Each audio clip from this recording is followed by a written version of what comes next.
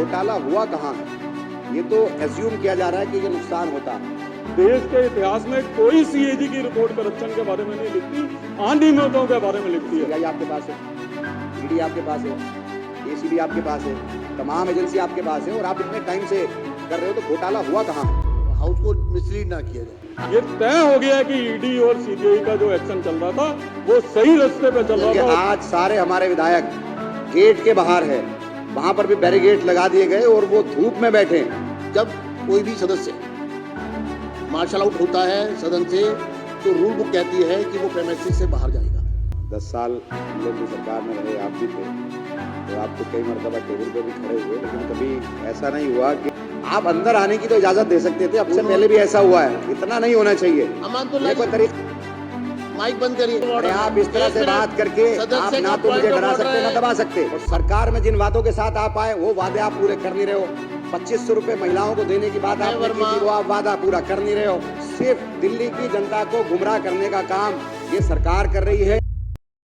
अध्यक्ष जी, शुक्रिया कि आपने मुझे इस मुद्दे पर बोलने का मौका दिया।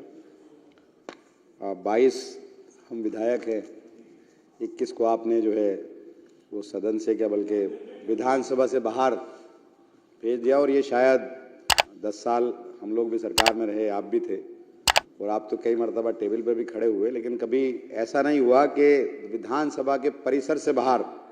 एक मिनट में कभी आपको कोई स्थिति स्पष्ट कर दूं। सदस्यों के समक्ष आपने मुद्दा अगर उठाया है, जब कोई भी सदस्य मार्शल आउट होता है सदन से, तो रूल बुक कहती है कि वो प्रेमाइसेस से बाहर जाएगा। हम लोग भी सरकार में रहे, कभी ऐसा नहीं हुआ कि आज सारे हमारे विधायक गेट के बाहर है, वहां पर भी बैरिकेड लगा दिए गए और वो धूप में बैठे। आप अंदर आने की तो इजाजत दे सकते थे। अब से पहले भी ऐसा हुआ है, इतना नहीं होना चाहिए।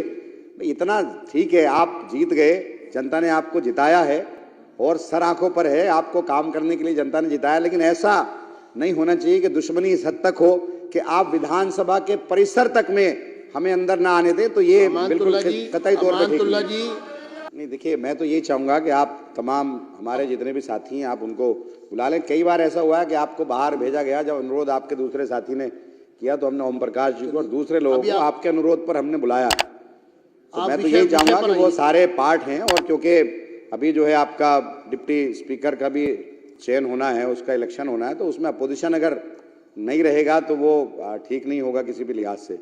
तो हम तो यही चाहेंगे कि भाई आप सबको बुलाएं, आप क्योंकि सीट पर बैठे हैं और आप सबके अध्यक्ष हैं। हम तो यही चाहेंगे कि आप ये सारी चीज़ों को देखते हुए उन सबको अंदर बुला लें, और हमने कई बार ऐसा किया है पीछे भी, और ये तो पार्ट है इस वक्त में, क्योंकि हम भी हिस्सा हैं विधानसभा का। और बड़ी अच्छी बात है कि दिल्ली की जनता ने विषय पर आ जाए, आपको चुन करके भेजा है, और हम खैर मकदम करते हैं इसका, जनता ने कहा। और हम यही चाहेंगे कि आप तमाम तबकात के साथ में जो भी हैं कार्य करें, और हम मुख्यमंत्री जी से भी और तमाम मंत्री से और तमाम विधायकों से हमारी तो ये रिक्वेस्ट रहेगी, ये दरख्वास्त रहेगी कि आप दिल्ली की जनता के लिए काम करें। और मैं एक और बात करना चाहूँगा, देखिए जिस तरह से मैं यहाँ मौजूद हूँ, सीएजी पर बात करनी है, मुझे सीएजी पर बात करनी है तो करिए। मैं ये करना चाहूँगा कि जिस तरह से कोई निकम्मा कह रहा है, कोई बेईमान कह रहा है, कोई निकम्मी सरकार कह रहा है, तो इस तरह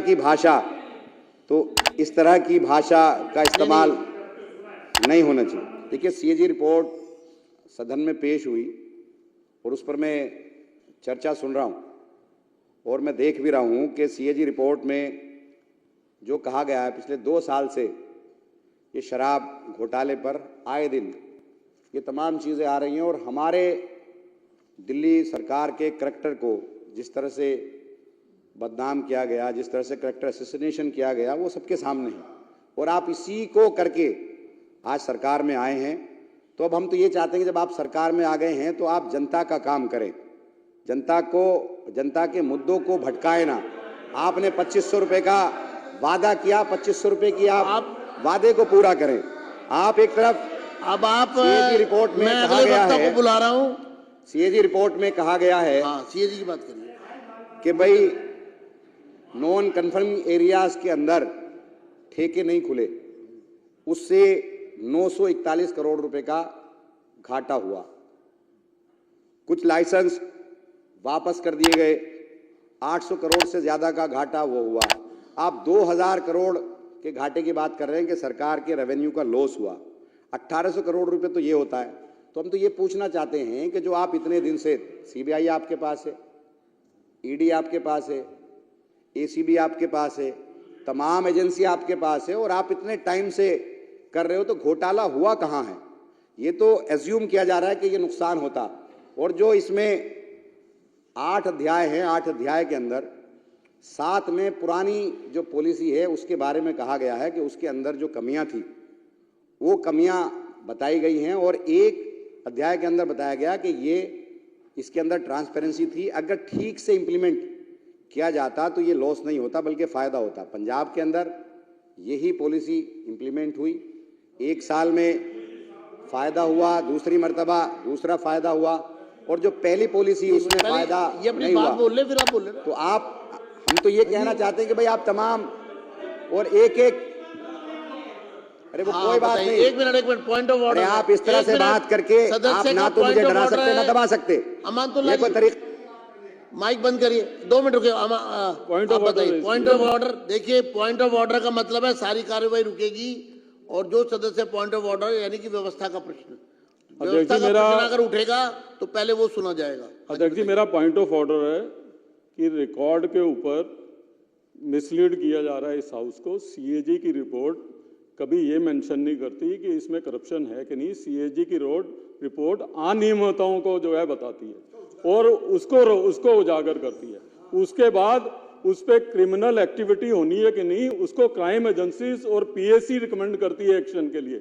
सीएजी की रिपोर्ट को यह कहना कि उसमें कहीं करप्शन लिखा, देश के इतिहास में कोई सीएजी की रिपोर्ट करप्शन के बारे में नहीं लिखती, अनियमितताओं के बारे में लिखती है। और जिस तरीके की अनियमितताएं दिल्ली में शराब घोटाले के बारे में सीएजी ने मार्क की हैं, ये तय हो गया है कि ईडी और सीबीआई का जो एक्शन चल रहा था वो सही रास्ते पे चल रहा था और उसको और तेजी से लेकर जाएंगे। तो हाउस को मिसलीड नहीं किया जाए कि सीएजी की रिपोर्ट में जो है करप्शन नहीं मेंशन है, तो इसलिए आपका पॉइंट ऑफ ऑर्डर एक्सेप्ट है, हाउस को मिसलीड ना किया जाए। आगे बढ़िए।